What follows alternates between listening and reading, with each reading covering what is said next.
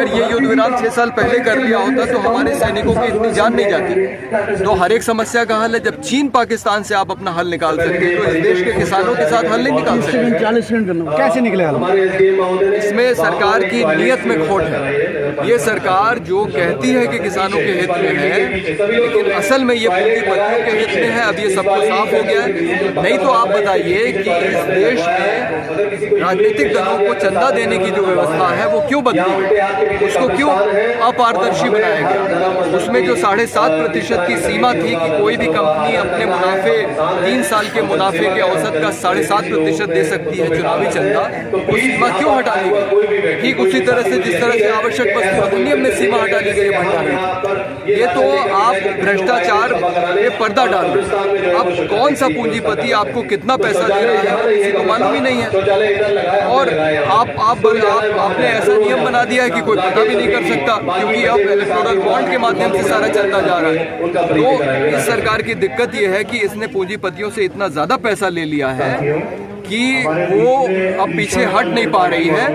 और इसका कोई बहुत ज़्यादा आपको प्रमाण देने की ज़रूरत नहीं है। गुजरात के मुख्यमंत्री के रूप में जब प्रधानमंत्री की शपथ लेने आते हैं नरेंद्र मोदी, तो अडानी के जहाज से आते हैं। उस दिन की तस्वीर आप उठा के देख लीजिए। जियो फोन के तो विज्ञापन में आ चुके हैं।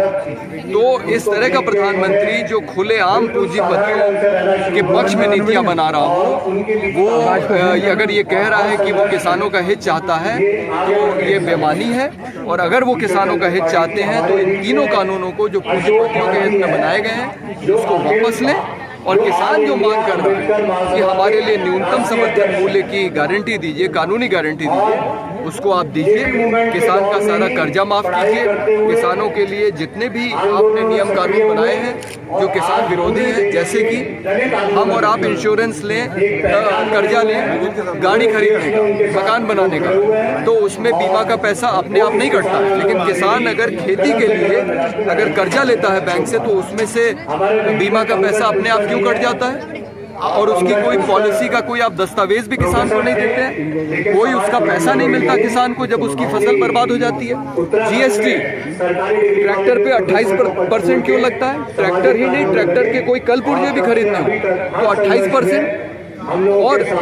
और सबसे बड़ी बात कि विजय मल्ल्या, नीरव मोदी कर्जा लेके बैंकों से भाग जाते हैं, आप उनको पकड़ नहीं पाते। नहीं, सुनिए, और किसान के रूप में आप कर्जा ले लीजिए 1 लाख रुपए का बैंक से और आप अदा ना कीजिए तो देखिए आपके साथ क्या होता है। और कुएं का बिल अगर 1 रुपया रह जाए, हाँ, तो पूरे पे ब्याज चलेगा। तहसीलदार पकड़ के आपको तहसील में बंद कर देगा। तो ये दोहरी व्यवस्था क्यों? किसान के लिए एक व्यवस्था और पूंजीपतियों के लिए दूसरी व्यवस्था। ये अब इस देश में नहीं चलेगा। ये देश जान चुका है कि इस लोकतंत्र में जो हमारे शासक हैं ये पूंजीपतियों के हित में नीतियां बना रहे हैं और ये देश में नहीं चलेगा। अगर लोकतंत्र है तो देश के आम इंसान, आम किसान, आम मजदूर के हितों को ध्यान में रख के नीतियां बनानी पड़ेंगी। और इस देश में अब ये भी तय हो जाना चाहिए कि क्या इसी तरह से नव उदारवादी आर्थिक नीतियां चलती रहेंगी कि संसद में कुछ बहस होगी, कुछ आम इंसान की वहाँ आवाज़ उठेगी, तब कानून बनेंगे। जिस तरह से कृषि कानून बनाए गए हैं राज्यसभा में, हमने सारा तमाशा देखा। जबकि आम आदमी पार्टी, तृणमूल कांग्रेस, DMK, इनके सांसद कह रहे थे कि बहस कराओ, इस पे मतदान कराओ, लेकिन उसको बिना कोई बहस कराए जिस तरह से हरिवंश जी ने, जो सभापति हैं, सिर्फ हाथ उठवा के कानून पारित करवा दिया। ये कानून बनाने का तरीका भी गलत है।